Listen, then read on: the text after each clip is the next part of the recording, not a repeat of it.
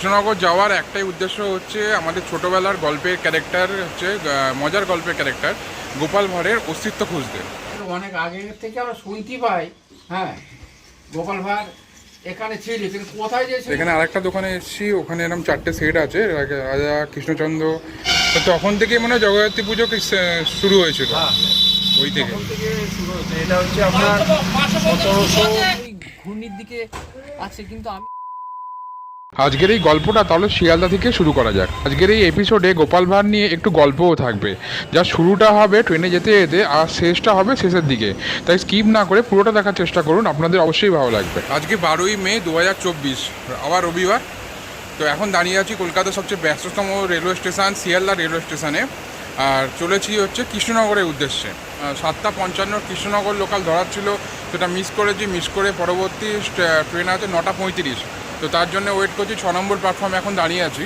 তো কৃষ্ণনগর যাওয়ার একটাই উদ্দেশ্য হচ্ছে আমাদের ছোটোবেলার গল্পের ক্যারেক্টার হচ্ছে মজার গল্পের ক্যারেক্টার গোপাল ভাঁড়ের অস্তিত্ব খুঁজতে। এছাড়াও আরও ঘুরে দেখব কিছু দ্রষ্টব্য স্থান কৃষ্ণনগরে, আর কী দেখার আছে সেগুলো একটু খুঁজে দেখব, একটু ঘুরে দেখব, আর ট্রাই করব হচ্ছে কৃষ্ণনগরের বিখ্যাত সরপুরিয়া। তো ওয়েট করছি 9:35 ট্রেনের জন্য, ট্রেন আসুক তারপর আবার এগোচ্ছি।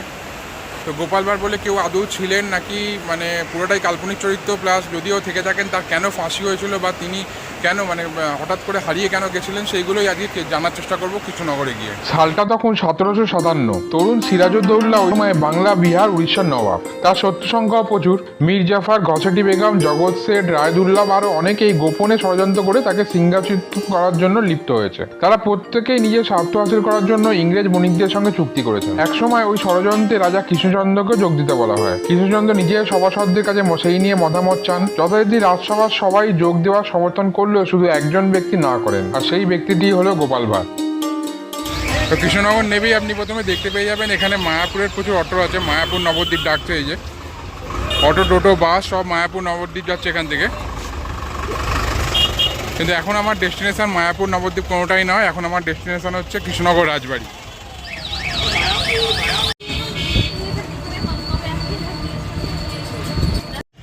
গোপাল ভাঁড়ের অস্তিত্ব জানতে আমি প্রথমেই পৌঁছে গেছি হচ্ছে কৃষ্ণনগর রাজবাড়িতে। তো আমার পেছনে ওই যে কৃষ্ণনগর রাজবাড়ি, তো আগে ওখানটা যাই, গিয়ে দেখি কিছু দেখা যায় কি দেখা যায় না, কীরকম ছিল সেই রাজবাড়ি। রাজবাড়ির সিংহ দরজা পার করে আমি চলে এসেছি এখন আমার সামনে অবস্থিত রাজবাড়ির মুখ্য দরজার দিকে। আর মুখ্য দরজা পার করেই আপনি দেখতে পাবেন রাজবাড়ির প্রধান দরজা। তো এই হচ্ছে আমার পেছনে কৃষ্ণনগর রাজবাড়ি, যেখানে আমি জিজ্ঞেস করছি মানে যিনি গোপাল ভাঁড় বলে ছিলেন, তো কোনো অস্তিত্ব কিছু পাওয়া গেছে কিছু? মানে আমরা কৃষ্ণনগরবাসীরা এখনো পর্যন্ত সেরকম কোনো অস্তিত্ব পাইনি। অনেকে বলে ওই ঘূর্ণির দিকে আছে, কিন্তু আমি কৃষ্ণনগরে বিগত 12-13 বছর ধরে আছি, আমি কোনোদিনও সেরকম কিছু পাইনি। আচ্ছা, দাদার নামটা কি? আমার নাম দেবব্রত নাথ। দাদা কি কৃষ্ণনগরই? কৃষ্ণনগরই, আচ্ছা, পেছনেই আমার বাড়ি। মানে আচ্ছা আচ্ছা, মানে এটা হচ্ছে রাজবাড়ি, রাজবাড়ির পেছনে হচ্ছে বউবাজার। মানে আচ্ছা, ওকে। তো আমি এখন দাঁড়িয়ে আছি যে কৃষ্ণনগর রাজবাড়ির সামনে। তো যার খোঁজে এসেছি সেই গোপাল ভাঁড়, বা যার আসল নাম ছিল গোপাল প্রামাণিক। তো সেই গোপাল ভাঁড়, যাকে আমরা গোপাল ভাঁড় বলি, তিনি ছোটোবেলা থেকে বিভিন্ন গল্পে বিভিন্ন কার্টুন ক্যারেক্টারে গোপাল ভাঁড় হিসাবে দেখে এসেছি, এখনও দেখা যায়। তো সেই গোপাল ভাঁড় কৃষ্ণচন্দ্রের সভাসদদের মধ্যে একজন গুরুত্বপূর্ণ সদস্য ছিলেন। তো আর যার খোঁজ এই দাদা যে যার সাথে কথা হলো, তিনি বলে গেলেন এখানে ঘূর্ণি বলে একটা জায়গা আছে, সেখানে গেলে হয়তো পাওয়া যাবে, কিন্তু নাও পাওয়া যেতে পারে, তার কোনো এখনও অস্তিত্ব কিছু পাওয়া যায়নি, কাল্পনিক চরিত্র হিসেবে থেকে গেছে। তো এবার আমরা একটু ঘূর্ণির দিকে যাব, আর এখানে সরপুরিয়া বিখ্যাত, যেখানে হচ্ছে অধর মিষ্টান্ন ভাণ্ডার, প্রচুর অনেক পুরনো মিষ্টান্ন ভাণ্ডার অধর। তো সেখানেও যাব, সেখানে পরে যাব, একদম শেষের দিকে যাব সরপুরিয়া দেখতে বা সরপুরিয়া চেকে দেখতে। তো প্রথমে আগে ওই দিকে যাই, ওই দিক দিয়ে একবার ঢোকা যেতে পারে, হয়তো একবার দেখি যদি ঢোকা যায়। তো এই রাজবাড়ির মাঠে এখানে এই যে বারোদুল মেলা বসেছে, বারোদুল মেলা 1 মাস ধরে চলে এই মেলা। তো মেনলি পয়লা বৈশাখের টাইম থেকে শুরু হয়, আর এখনও চলছে। এই যে কালকে ফ্রাইডে অক্ষয় তৃতীয়া গেছে। তো সন্ধ্যেবেলা আসলে বোঝা যাবে এই মেলার মানে কত বড় মেলা। আমি দেখছিলাম ওখান থেকে শুরু হয়ে মানে এই কৃষ্ণনগর রাজবাড়ির দরজা পর্যন্ত বিস্তৃত এই মেলাটা। তো দেবব্রত তার কথা মতন আমি পেছনের দরজায় এসে দেখতে পেলাম সত্যি সেখান দিয়ে ঢুকে একটা নার্সারি পেয়ে যাবেন। সেই নার্সারিটা দিগন্ত বিস্তৃত নার্সারি, মানে এরকম এত বড় নার্সারি আমি আগে কখনো দেখিনি। তো নার্সারির ভেতরে একটুখানি দেখলেই আপনি সামনে দুর্গা দালান আর কিছুটা অংশ রাজবাড়ি আপনি দেখতে পাবেন। তো এই হচ্ছে আমার পেছনে হচ্ছে কৃষ্ণনগর রাজবাড়ির ভেতরটা। কিন্তু ভেতরে যাওয়ার কোনো এন্ট্রি নেই এখন, শুধুমাত্র দুর্গাপুজোর সময় এই মন্দির পর্যন্ত যাওয়া যেতে পারে। তো ভেতরটা মানে এখান থেকে দাঁড়িয়ে মোটামুটি বুঝতে পারছিলাম ভেতরটা খুবই সুন্দর, মানে অন্যান্য রাজবাড়ি যেগুলো আছে তার থেকে অনেক যথেষ্ট ভালো, আর অনেকটা জুড়ে, অনেকটা এরিয়া জুড়ে এই কৃষ্ণনগর রাজবাড়ি। তো যারা আসতে চাইবেন চেষ্টা করবেন দুর্গাপুজোর সময় আসতে। দুর্গাপুজোর সময় আসলে অ্যাটলিস্ট মন্দির পর্যন্ত যেতে পারবেন। মন্দির পর্যন্ত যেতে গেলেও অনেকটাই আপনি ভেতর পর্যন্ত যেতে পারবেন মন্দিরটা, কারণ মন্দিরটাও দুর্গা মন্দিরটাও অনেকটা ভেতরে। এছাড়া এখানে সামনেই নার্সারি আছে, দেখলেন আমি নার্সারি এই যে একটু আগে, তো নার্সারি যদি দেখতে চান নার্সারির এন্ট্রান্স সবসময় আপনি ঢুকতে পারবেন নার্সারি দেখা। তো এই ছিল কৃষ্ণনগর রাজবাড়ি। এবার এখান থেকে আমি যাবো এখন হচ্ছে ঘূর্ণি, মানে যেখানে জানা যায় মানে খোঁজ পাওয়া যায় যে গোপাল ভাঁড়ের কিছু হয়তো অস্তিত্ব আছে ওখানে। তো একবার ওখানে গিয়ে দেখে আসি কিছু পাওয়া যায় কি না পাওয়া যায়। গোপাল ভাঁড়ের বাড়ি কোথায় আছে এখানে? এইখানে বাড়ি নেই, ওনার বাড়িতে আমরা শুনেছি সেই ঘূর্ণি গোডাউন, হ্যাঁ, গোডাউনের ওখানে হরনগর বলে একটা জায়গা আছে, আচ্ছা। হরনগর বলে পাড়া আছে, ওখানে ওই ঘূর্ণির মোড়ে ওনার স্ট্যাচু বানানো আছে। আচ্ছা। গোডাউনের ওখানে হ্যাঁ। স্ট্যাচু বানানো আছে, যেখানে ওনার রাস্তাটা চলে গেল হরনগর বলে একটা আচ্ছা, পাড়া আচ্ছা। আছে। ওইদিকে ওই সামনে একটা কালভার্টের জায়গা আছে, যেটা 2000 সালের বন্যাতে মানে বয়ে গেছে, ভেঙে গেছিল পুরোটা। বয়ে গেছে, হ্যাঁ, ওর কোনো বংশধর নেই, এটাই আমরা শুনে এসেছি, আচ্ছা এটাই জানি। আচ্ছা, তাহলে ওইখানেই নিয়ে চলুন। ওখানে গেলে একটু বেশি ভালো করবে, কারণ আমি ঘূর্ণি বললাম পুতুলপট্টিতেই যাবেন, কেন মানুষ আসলে ঘূর্ণিতে পুতুলপট্টি দেখতে যায়। কি দেখতে যায়? পুতুলপট্টি, ওইখানে মানে শিল্পকারদের যে আমাদের কৃষ্ণগড়ের থেকে বিখ্যাত হচ্ছে পুতুল, পুতুল, মাটির পুতুল, হ্যাঁ, সেটা বিখ্যাত আমাদের কৃষ্ণগড়ে। আচ্ছা। তো ওটা হচ্ছে ওখানকার শিল্পকারদের হাতের কলা দেখার জন্য ওটা আচ্ছা। পুরোটা ঠিক আছে, ওইটাই। তাহলে আপনি আমাকে ওখানে আগে নিয়ে চলুন, তারপরে কি আপনাকে ছেড়ে দিতে হবে, না আপনি তারপর আমাকে ওখানে নিয়ে যাবেন? নিয়ে যাবো, ওখানে নিয়ে যাবো, নিশ্চয়ই নিয়ে তো যাবো। কোনটা আগে পড়বে, ওই পুতুলপট্টি? পুতুলপট্টি আগে করবো। ঠিক আছে, আগে তাহলে পুতুলপট্টি যাই। তো কৃষ্ণনগরে এসছি যখন, তো কৃষ্ণনগরের বিখ্যাত মাটির পুতুল গল্পে শুনে এসেছি, দেখে এসেছি মাটির পুতুল, সেই পুতুলপট্টি ঘূর্ণির ওখানে সেই পুতুলপট্টিতে আগে যাব, তারপর ওখান থেকে গোপাল ভাঁড়ের বাড়ির অস্তিত্ব দেখতে যাব। Bus stand. তো এখন এসে আমি দাঁড়িয়েছি যে কৃষ্ণনগরের পুতুলপট্টিতে। তো এই হচ্ছে কৃষ্ণনগরের পুতুলপট্টি, যেখানে কৃষ্ণনগরের ওই মাটির পুতুল, যে বিখ্যাত মাটির পুতুল যে তৈরি হয় সেখানেই দাঁড়িয়ে আছি। তো এই যে পেছনে যে দোকানগুলো পরপর দোকান আছে, তো ওইদিকেও দোকান আছে, সেখানে বিভিন্ন জায়গায় তৈরি করছে। তো এইখানে একটা ছোট্ট দোকান আছে, এটা কিসের দোকান আমরা দেখছি। তো এখানে ওই যে বিভিন্ন, যেমন এখানে যে হাতগুলো, এগুলো কি হাত বোধহয় নাকি পা, তো এই যে ছাঁচে ফেলা আছে, মাটির ছাঁচে। ওগুলো ঠিকানা হবে চাষি বাউল জেলে ইস্কন, যেটা কৃষ্ণগড়ের বিখ্যাত। একটা আর দেখাও না, একটা আছে বড় তোমার তৈরি করা, ফিনিশ করা নেই না?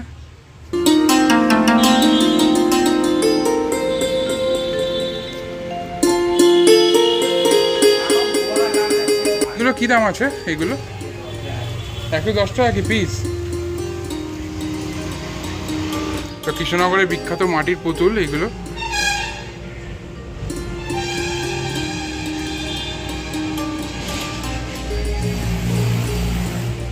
এখানে সুন্দর সুন্দর এই যে মাটির কাপ আছে এখানে, এগুলো চীনা মাটির বোধ হয় না,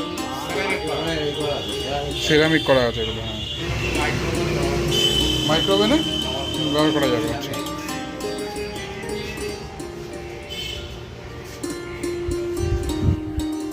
এখানে এই গান্ধীজির মূর্তিটা খুব সুন্দর দেখতে, এটা মানে ফিনিশিংটা এত সুন্দর এনেছে এটা। তাছাড়া এইখানে যে ঝুড়ি বুনছে এটা, এইগুলো কি দাম আছে? এই যে গান্ধীজি ঝুড়ি বুনছে এটা, এই ফল বিক্রি করছে, হ্যাঁ 2200 টাকা। তো যার খোঁজে এসেছি তার মূর্তি আমি নিয়ে যাচ্ছি। এই যে 90 টাকা নিলেন দাদা এটা। এখান থেকে গোপাল ভাঁড় মানে যেটার জন্য আসা, যেটা উদ্দেশ্য, সেটা আমি কিনে নিয়েছি। তো এখানে আরও পাশাপাশি অনেক দোকান আছে, আর একটা দোকানে গিয়ে দেখি।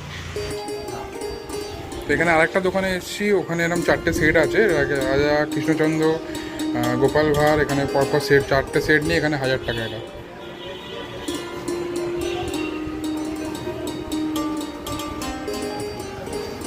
এখানে আরও কত সুন্দর সুন্দর মূর্তিগুলো আছে এখানে।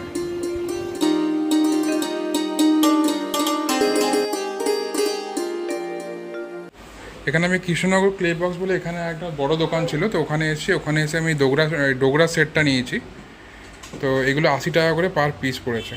তো এরকম বিভিন্ন রকমের সেট আছে, তো আপনারা যারা আসতে চান এখানে একবার ঘুরে যাবেন, আপনাদের প্রত্যেকটা জিনিস কিন্তু পছন্দ হবে।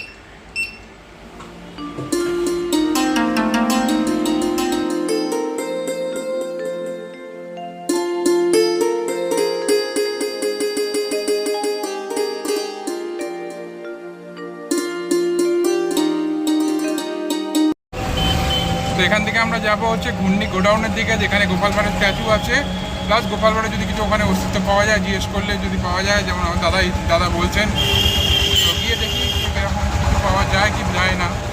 তো এই হচ্ছে গোপাল ভাঁড়ের মূর্তি।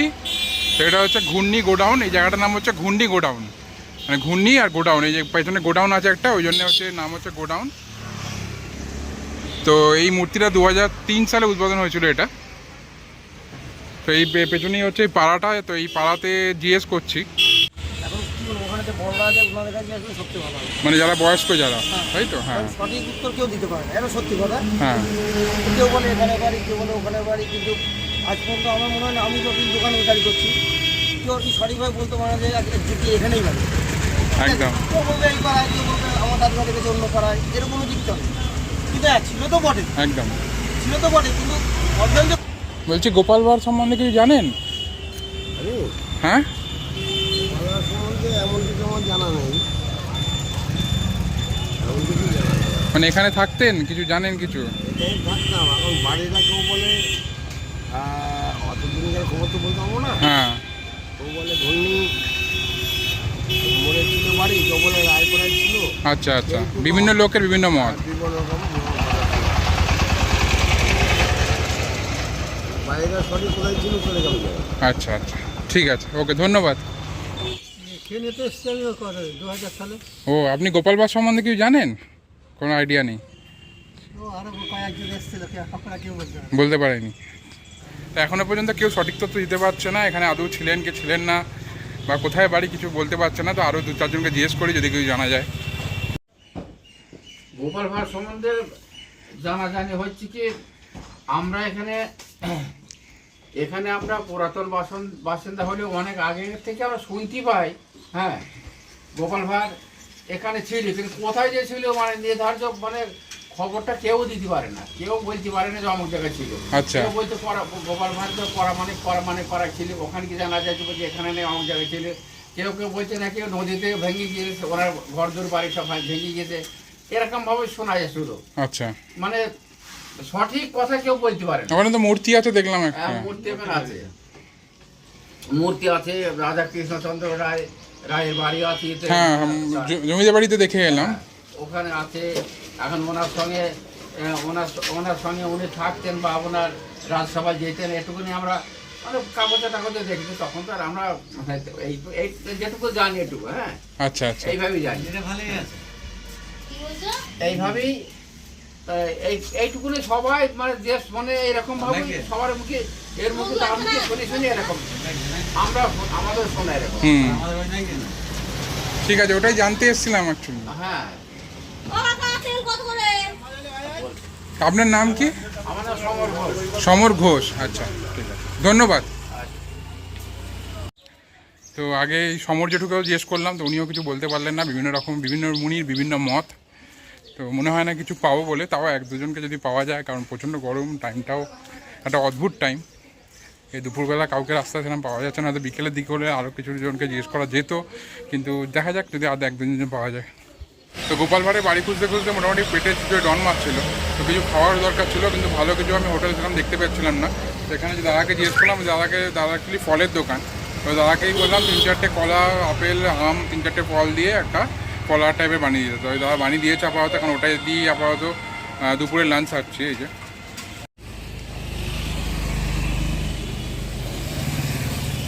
আছে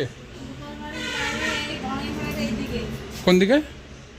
ওই ডাক্তারবাবুকে জিজ্ঞাসা করেন, ওই দাঁততলা ডাক্তারবাবু, উনি বলতে পারবেন।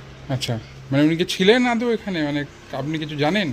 আমি কিছু জানি না। আপনি কি জানেন না? আচ্ছা, ঠিক আছে। গোপাল ভাঁড় ঘূর্ণিতেই জন্ম, ঘূর্ণিতেই বাস। আচ্ছা, মানে এই যে মূর্তি আছে এটাই তো ঘূর্ণি এখানে? এটা হচ্ছে ঘূর্ণি গোডাউন। গোডাউন, আচ্ছা, হ্যাঁ, আচ্ছা। এবার গোপাল ভাঁড় হচ্ছে বাড়ি যেটা ঘূর্ণি কলুপাড়া। ঘূর্ণি কলুপাড়া, আচ্ছা। ঘূর্ণি কলুপাড়া আছে ওনার বাড়ি, এর আগে আমরা দেখেছি 1978-80 সালে দেখেছি। সেই 80 সালে সেই দাঙ্গার সময় সাম্প্রদায়িক, আচ্ছা, হ্যাঁ। ওইখানে গোপাল ভাঁড়ের ভাঙাচোরা বাড়ির জন্য তো এখন কলুপাড়ায় গেলে কিছু আর দেখা যাবে না? কিছু নেই আর?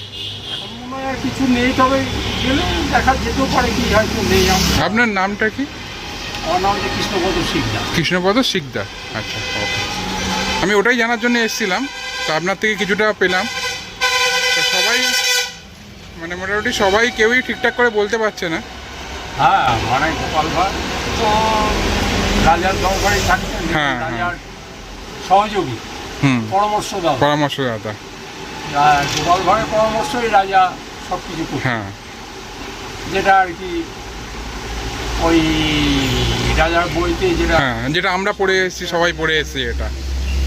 মানে রাজাকে গোপাল ভাঁড় জানতেন। হ্যাঁ, তীক্ষ্ণ বুদ্ধি ছিল হ্যাঁ, এবং উপস্থিত বুদ্ধি খুব, ওনার মানে বুদ্ধিতেই রাজা চলছিলেন এবং রাজাকে উনি সহযোগিতা। হ্যাঁ, হ্যাঁ। আর লাস্টের দিকে কি হয়েছিল ওটা আর জানা যায়নি, মানে সিরাজউদ্দৌলার ওখান থেকে আসার পরে। ওটা তো মানে ওই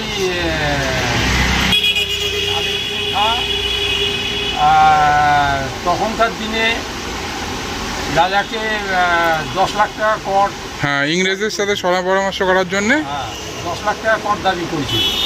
এবার তখনকার দিনে 10 লাখ টাকার মূল্য বিশাল বিশাল বিশাল, হ্যাঁ।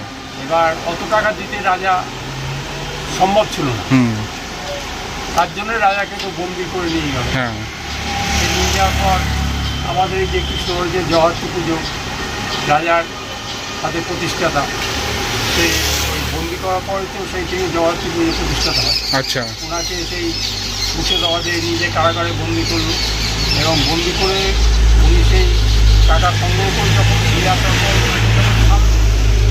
ওনার বাড়িতে হচ্ছে দুর্গা পুজো হয়, কৃষ্ণচন্দ্র রাজার বাড়িতে দুর্গা পুজো হয়। এবার দুর্গা পুজোটা অনেকদিন আগের থেকেই হয়, তাই উনি সেটা ছিলেন না, মুর্শিদাবাদে বন্দি অবস্থায় ছিলেন বলে উনি কৃষ্ণগড়ে সেবার রাজ দরবারে দুর্গা পুজো হয়নি। আচ্ছা, তাই উনি যেদিনকে ওনাকে ছাড়লেন সেদিনকে ছিল বিজয় দশমী। তাই তখন তো আর গাড়ি ঘোড়া ছিল না, তখন ওই নৌকায় যাতায়াত, ওই ভাগীরথী নদী থেকে মুর্শিদাবাদ থেকে ভাগীরথী নদীতে করে উনি আসছিলেন। এসে উনি দেখছেন অনেক ঘাটে মা দুর্গার বিসর্জন হচ্ছে, ঢাক বাজছে। তাই উনি সেদিকে যে আজকে হচ্ছে মা দুর্গার বিসর্জন, আমি আজ কারাগারে বন্ধ হয়ে রয়েছি, আমার রাত দরবারে আজকে দুর্গা পুজো হয়ে আসছে, আর রাত দরবারে দুর্গা পুজো এবার বন্ধ হবে।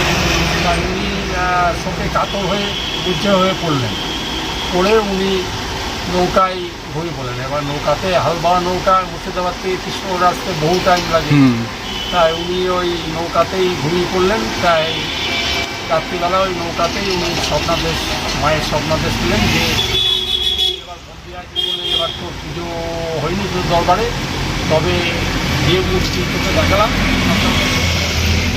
এই মূর্তি তৈরি করে আগামী 1 মাস পর যে নবমী তিথি আসবে, সেই নবমী তিথিতে তুই আমার ওখানে এই মূর্তি তৈরি করে নবমী তিথিতে পূজা করবি, তাতেই আমি দুর্গা পুজোর সমর্পণ হব।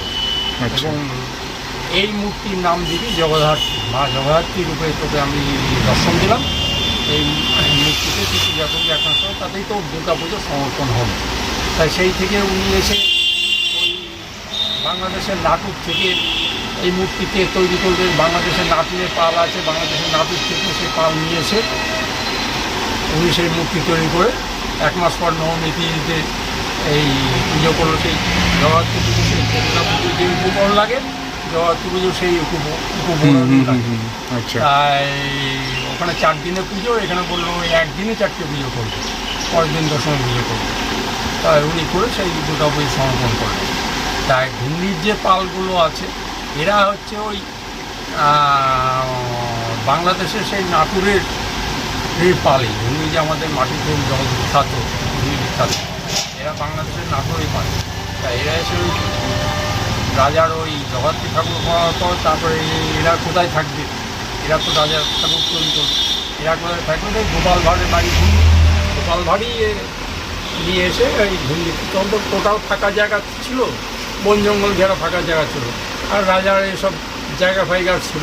তখন থেকে মনে হয় জগদ্ধাত্রী পুজো শুরু হয়েছিল। হ্যাঁ, ওই থেকে 57 সালে জগদ্ধাত্রী পুজো প্রতিষ্ঠাতা হয়েছিল, রাজা প্রতিষ্ঠাতা করেছিল। আচ্ছা, এই গল্প জানতাম না, এটা আপনার থেকে জানতাম।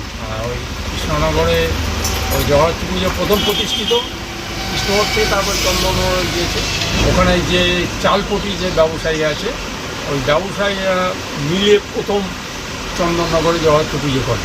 আচ্ছা, চন্দননগরের চালপটির ব্যবসায়ী পুজো হচ্ছে সবচাইতে প্রথম। ওরা যে করে ওখানে একদিনে হয়, আমরা ওখানে 4 দিনে করি। দুর্গা পুজো যেমন 4 দিনে, ওখানে 4 দিনে হয়। চন্দননগরে তারপর থেকে 4 দিনে প্রতিষ্ঠা মানে প্রচলিত। ঠিক আছে জেঠু, অসংখ্য ধন্যবাদ আপনাকে।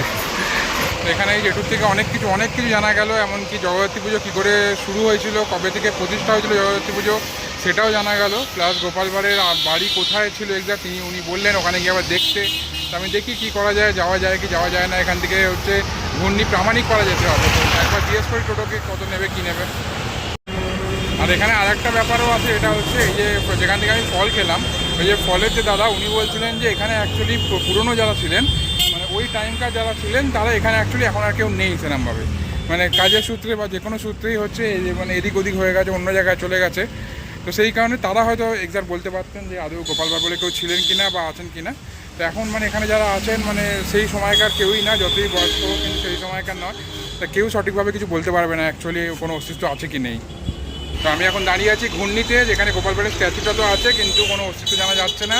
তো আমি এখন ঘূর্ণি থেকে চলে যাবো হচ্ছে অধরের মিষ্টির দোকান, যেখানে হচ্ছে কৃষ্ণনগরের সরপুরিয়া যে বিখ্যাত, সেই অধরের মিষ্টির দোকানে আমি এখন যাব। তারপর ওখান থেকে স্টেশন যাব। তো আগে অধরে যাই, চলুন গিয়ে দেখি কিরম কি সরপুরিয়া তৈরি হয়, কেমন টেস্ট। এই সামনে এটা হচ্ছে কৃষ্ণনগর জেল, এটা আচ্ছা এই আগে যেটা ছিল এটা হচ্ছে পুরোনো জেল, এটা নতুন জেল। হ্যাঁ আচ্ছা, ফাঁসি হতো এখানে? আচ্ছা, ওটাতে ফাঁসিও হতো ওটাতে। তো এখন চলে এসেছি অধরের কৃষ্ণনগরের বিখ্যাত সরপুরিয়া খেতে। এই যে অধর মিষ্টান্ন ভাণ্ডার, আমার পেছনেই অধর মিষ্টান্ন ভাণ্ডার। এটা হচ্ছে দুটো দোকান, এটা পুরোনো দোকান, সামনে নতুন দোকান। তো পুরোনো দোকানটা যাওয়াই বেটার। তো যাই গিয়ে দেখি কিরম সরপুরিয়া, বিখ্যাত সরপুরিয়া। তো এই হচ্ছে সরপুরিয়া, কৃষ্ণনগরের বিখ্যাত সরপুরিয়া, যেটা 600 টাকা কিলো। তো আমি এখন খাওয়ার জন্য 50 গ্রাম নিয়েছি। সরপুরিয়াটা কিন্তু পুরো অন্যরকম খেতে ছিল, মানে হালকা মিষ্টি। আর তারপরে সরপুরিয়া পরে আমি নিয়ে নিয়েছি সর ভাজা, যেটা 720 টাকা কিলো। তো 1 পিস নিয়েছি, এই 40 গ্রাম মতন হয়েছে। হচ্ছে সর ভাজা, এটা এই ছিল কৃষ্ণনগরের বিখ্যাত সরপুরিয়া সর ভাজা। সর ভাজাটা অসাধারণ খেতে, অন্যরকম খেতে। আমরা যেমন কালো কালো সর ভাজা খাই, এটা কিন্তু একদমই ভেতর না, ভেতরে একটা সন্দেশ আবরণ, ওপরে হালকা করে ভাজা। তো আলাদা রকম খেতে, যারা কৃষ্ণনগরে আসবেন তারা এটা ট্রাই করবেন। অধরের সরপুরিয়া সর ভাজা, অধরের মিষ্টি দোকান বলবেন। অবশ্যই পুরোনোটা খাবেন, নতুনটা জানি না বলতে পারবো না, তবে পুরোনোটা চেষ্টা করবেন, কারণ ওল্ড ইজ গোল্ড অলওয়েজ। তো এবার আস্তে আস্তে স্টেশনের দিকে যাই, দেখি কী ট্রেন পাওয়া যায় এখন। তো পৌঁছে গেছি কৃষ্ণনগর স্টেশনে, এবার ফেরার পালা। 1 ঘন্টা পর ট্রেন, এখন 3:30 বাজে, 4:30 আর স্বার্থসিদ্ধির পর ইংরেজরা আর যে রাজাকে মনে রাখবে না সেটাও তিনি টের পান। সর্বোপরি বাংলার এমন সর্বনাশ না করতে গোপাল ভাঁড় বারবার অনুরোধ করলেন রাজা কৃষ্ণচন্দ্রকে, কিন্তু রাজা তার কথায় কর্ণপাত করলেন না, বরং তার বাকি সভাসদদের নিয়ে গোপালকে চরম বিদ্রুপ করতে আরম্ভ করলেন। গোপাল কিন্তু তার সিদ্ধান্তে অটল। তখন কৃষ্ণচন্দ্র গোপালকে শর্ত দিলেন, গোপাল যদি মুর্শিদাবাদ গিয়ে নবাবকে মুখ ভেঙচি দিয়ে আসতে পারো তবেই তিনি আর নবাবের বিরুদ্ধে যাবেন না। তো যথারীতি সেই শর্ত শুনে গোপাল পরদিনই মুর্শিদাবাদ যাওয়ার পরিকল্পনা করলেন। মুর্শিদাবাদে তো পৌঁছলেন, কিন্তু তাকে নবাবের হীরাজিল প্রাসাদে ঢুকতে দেওয়ার অনুমতি দেওয়া হলো না। গোপাল তখন প্রহরীর হাতে দিল একটা কামড়। ফলস্বরূপ বিচারের জন্য নবাবের কাছে পেশ করা হলো গোপাল। নবাব সিরাজউদ্দৌলা গোপালকে জিজ্ঞেস করলেন, কে তুমি, কেন এসেছো? গোপাল কোনো কথার উত্তর দিলেন না, বরং নবাবের দিকে তাকিয়ে বিশ্রীভাবে তাকে মুখ ভেঙচে দিলেন। সেই দেখে নবাব তো রেগে লাল। কি এত বড় দুঃসাহস, আমাকে মুখ ভেঙচানো! প্রহরী, আটক করো এই বদমাসটাকে। আটক করা হলো গোপালকে। আগামীকাল হবে বিচার। এর মধ্যেই গোপাল কায়দা করে মীর জাফরের কানে কানে গিয়ে বললেন, আমি এখানে এসেছিলাম তোমাদের ষড়যন্ত্র ফাঁস করে দিতে, কিন্তু কিছুই বলবো না, কারণ সব কথা ফাঁস করে দিলে রাজা কৃষ্ণচন্দ্রও যে ফেঁসে যাবেন। তখন নবাব তাকে সরিয়ে অন্যজনকে ক্ষমতায় বসাবেন। আমি চাই না কৃষ্ণচন্দ্র তার ক্ষমতা হারিয়ে ফেলুক, তিনি যে আমার অন্য। মীর জাফর তো গোপালের এমন কথা শুনে রীতিমতো ঘাবড়ে গেলেন। তিনি নবাবের কান ফুসলিয়ে গোপালের ফাঁসির ব্যবস্থা করলেন। পরদিন সভায় গোপালকে হাজির করা হলো। শোনানো হলো তার শাস্তি। ফাঁসির শাস্তি শুনেও গোপালের মুখে কোনো পরিবর্তন দেখা গেল না, বরং নবাব গোপালের দিকে তাকাতেই গোপাল আবার মুখ ভেঙচে দিলেন। নবাব তো হেন পাগলকে নিয়ে তিনি কি করবেন ভেবে পেলেন না। পাগল লোককে কি আর ফাঁসি দেওয়া ঠিক হবে? তখন ডাক পড়লো কবিরাজের। কবিরাজ মশাই গোপালকে পরীক্ষা করতে লাগলেন। নবাব জিজ্ঞাসা করলেন, কবিরাজ মশাই কি বুঝছেন? কবিরাজ মাথা চুলকে বললেন, এ তো দেখছি বড্ড উন্মাদ। শেষে নবাব গোপালকে মুক্ত করার সিদ্ধান্ত নিলেন। ফিরে এলেন কৃষ্ণনগরে, মহারাজকে সব কথা খুলে বললেন। কৃষ্ণচন্দ্র ভেবেছিলেন গোপাল আর যাই করুক নবাবকে মুখ ভেঙচানোর সাহস হবে না। এদিকে গোপাল তো অসাধ্য সাধন করে এসেছে, আর কৃষ্ণচন্দ্রের মনের ইচ্ছা মীর জাফরকে সমর্থন করা। তার উপরে একমাত্র গোপাল ছাড়া বাকি সব সদস্যরা তার সঙ্গে আছে। মহারাজ সকল সভাসদদের সামনে গোপালকে বলে উঠলেন, গোপাল তুমি যাই করো না কেন তোমাকে দেওয়া শর্ত আমি মানি না, আমি নবাবের বিরুদ্ধেই যাব। এতে তুমি আমাকে সাথ দাও বা না দাও তাতে আমার কিচ্ছু যায় আসে না। এবার গোপাল ভীষণ অপমানিত বোধ করলেন, নিঃশব্দে সভা ত্যাগ করলেন। ঠিক করলেন এই রাজসভায় আর ফিরে আসবেন না। শুধু রাজসভা কি, তিনি এই রাজ্যই ত্যাগ করবেন। অতঃপর অত্যন্ত ব্যথিত মনে কাউকে কিছু না বলে রাতের অন্ধকারে গোপাল সপরিবারে রাজ্য ত্যাগ করলেন। এরপর সদ্য হাস্যময় গোপাল ভাঁড়কে বাংলায় আর দেখা যায়নি। তো এই গোপাল ভাঁড়ের এই কাল্পনিক চরিত্রের কোনো অস্তিত্ব আছে কি নেই, আজকের সেই গল্প নিয়ে এই ভিডিও ছিল। তো আজকের মতন এই ভিডিওটা এখানেই শেষ করছি। ভালো লেগে থাকলে কি করবেন আমি আর বলছি না, অনেক প্রত্যেকটা ভিডিওতে বলি, আর আমি বলবো না। আপনার যদি আমাকে যদি ভালো লেগে থাকে, আমার যদি কন্টেন্ট ভালো লেগে থাকে, আমার গল্প যদি ভালো লেগে থাকে, আমার ভিডিও যদি ভালো লেগে থাকে, তাহলে আপনাদের যা করণীয় তাই করবেন। চলুন আজকের মতন tata and bye bye and good night.